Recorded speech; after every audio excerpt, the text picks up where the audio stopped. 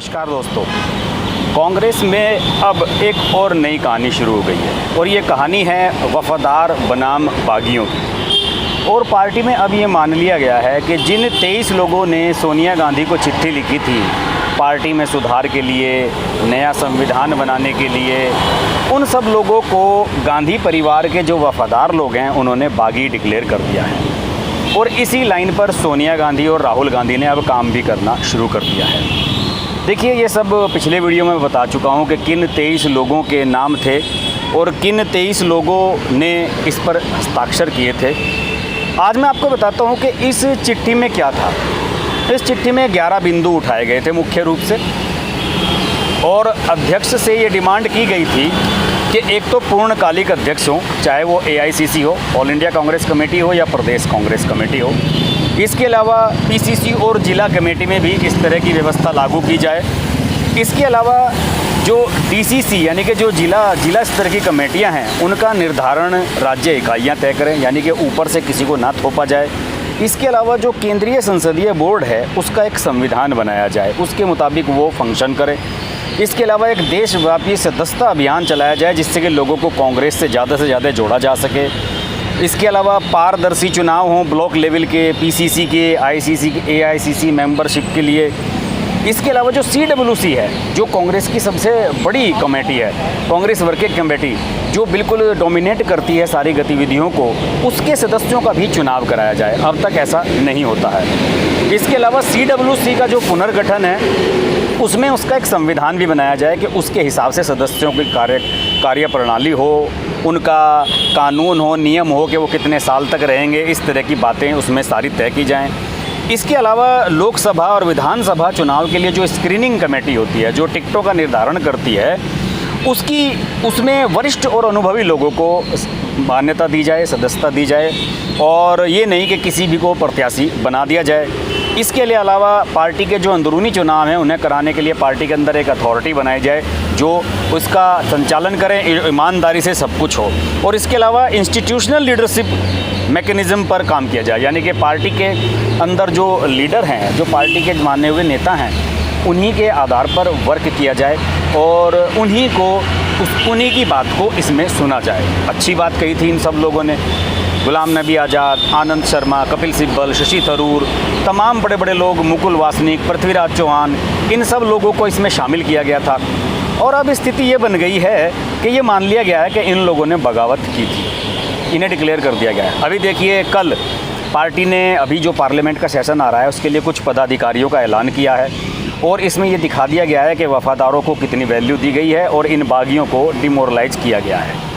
देखिए, राज्यसभा में गुलाम नबी आज़ाद व आनंद शर्मा नेता और उपनेता हैं, लेकिन अब अहमद पटेल, KC वेणुगोपाल, जयराम रमेश, जो कि वफादार हैं सोनिया और राहुल गांधी के, इन्हें महत्व दिया गया है। इसके अलावा संसद सत्र से पहले रमेश को चीफ व्हिप बनाया गया है। चीफ व्हिप बड़ा पद होता है। यही सारे जो वोटिंग होती है चुनाव के उसके मतदान के दौरान राज्यसभा में और लोकसभा में, तो उस समय यही सारी कार्यप्रणाली करते हैं और जयराम रमेश को ये इनाम दिया गया है। लोकसभा में भी कुछ जूनियर सांसदों का कद बढ़ाया गया है, जैसे कि गौरव गोगोई, रणबीर सिंह बिट्टू, इनको उपनेता बनाया गया। एक नई पोस्ट क्रिएट कर दी गई कि आप उपनेता हैं संसद में, लोकसभा में पार्टी के दल के। इसके अलावा इन्हें एडिशनल व्हिप भी बनाया गया है, यानी कि व्हिप के साथ भी इन्हें चिपका दिया गया है एडिशनल व्हिप बनाकर। और जो सीनियर लीडर्स हैं जैसे कि शशि थरूर हैं, मनीष तिवारी हैं, अधीर रंजन चौधरी हैं, इनको निगलेक्ट किया गया है। ये एक बहुत बड़ी बात है, एक बहुत बड़ा मैसेज पार्टी के अंदर इससे जा रहा है।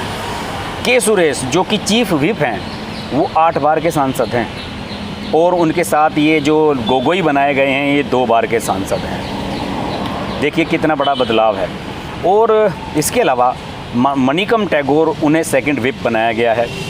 और अब स्थिति ये है कि जो गौरव गोगोई हैं, बिल्कुल युवा हैं, 2 बार के ही सांसद हैं, उनकी पोजीशन पार्टी में वो बन गई है संसद में जो कभी कैप्टन अमरिंदर की थी।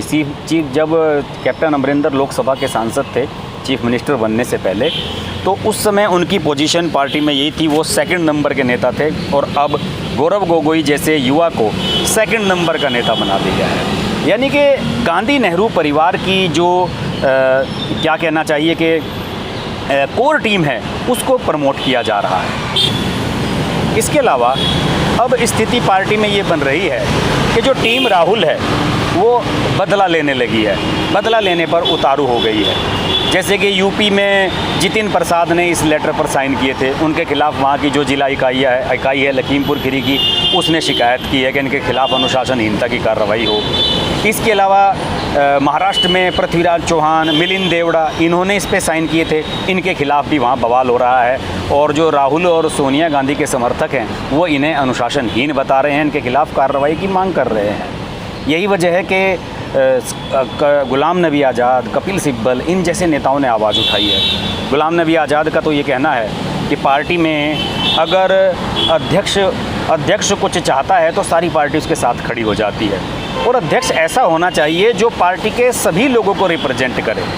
उनका कहना ये है कि जब आप चुनाव लड़ते हैं तो 51% पार्टी आपके पीछे होती है, ये तय मानिए। और अब अध्यक्ष को अगर 1% सपोर्ट है और CWCU से सपोर्ट कर रही है तो आप उन्हें हटा नहीं सकते। ये बात उनकी सही है। उनका कहना है कि केवल CWC के कुछ सदस्यों की वजह से ही अध्यक्ष को पद पर नहीं बना रहना चाहिए।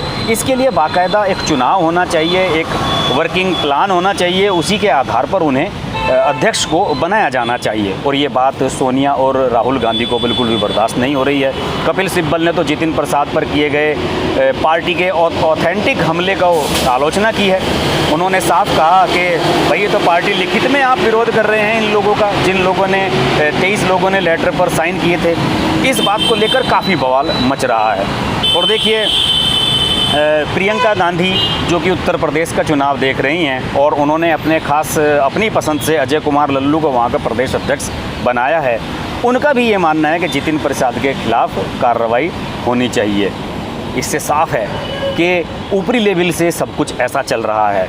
और एक ऑडियो वायरल हो रहा है, लखीमपुर खीरी के जो कांग्रेस अध्यक्ष हैं उनका एक ऑडियो वायरल हो रहा है जिसमें वो किसी से ये कह रहे हैं कि AICC के ऊपर सेक्रेटरी से मुझे फ़ोन आया है कि जितिन प्रसाद के खिलाफ इस तरह का आप प्रस्ताव पारित कराएं जिससे कि उनकी वहाँ पर आलोचना हो और उनके खिलाफ कार्रवाई की जा सके। ये भी एक दीगर बात है कि जितिन प्रसाद पार्टी के एक बड़ा फेस रहे हैं, सेंटर मिनिस्टर रहे हैं। उनके पिता जितेंद्र प्रसाद बड़े नेता रहे हैं कांग्रेस के, कभी सोनिया गांधी के सामने अध्यक्ष का चुनाव लड़े हैं। शायद यही वजह है कि प्रियंका गांधी जितिन प्रसाद को उत्तर प्रदेश में अपना कंपटीटर मानती हैं और उन्हें डिमोरलाइज करना चाहती हैं। यानी कि गांधी नेहरू परिवार एक तरफ ये तो बात कह रहा है कि हम पद नहीं लिखना चाहते गांधी नेहरू फैमिली पे, और दूसरी ओर जो इसके खिलाफ बात करता है उसको डिमोरलाइज किया जा रहा है और उसे वहाँ से हटाने का प्रयास किया जा रहा है। प्रियंका उत्तर प्रदेश में ऐसा कर रही हैं और सोनिया गांधी और राहुल गांधी केंद्र में ऐसा कर रहे हैं। बहरहाल अब पार्टी में स्पष्ट हो गया है, वफादारों और बागियों की दो गुट बन चुके हैं और पार्टी में कुछ ना कुछ रंग आने वाले समय में देखने को मिलेगा इन सब बातों का। हम इस पर नज़र बनाए रखेंगे। आप देखते रहिए अर्श की बात लाइव। नमस्कार। अगर आपको हमारी वीडियो पसंद आई तो वीडियो को लाइक करें, चैनल को सब्सक्राइब करें और नोटिफिकेशंस के लिए बेल आइकन को प्रेस करें।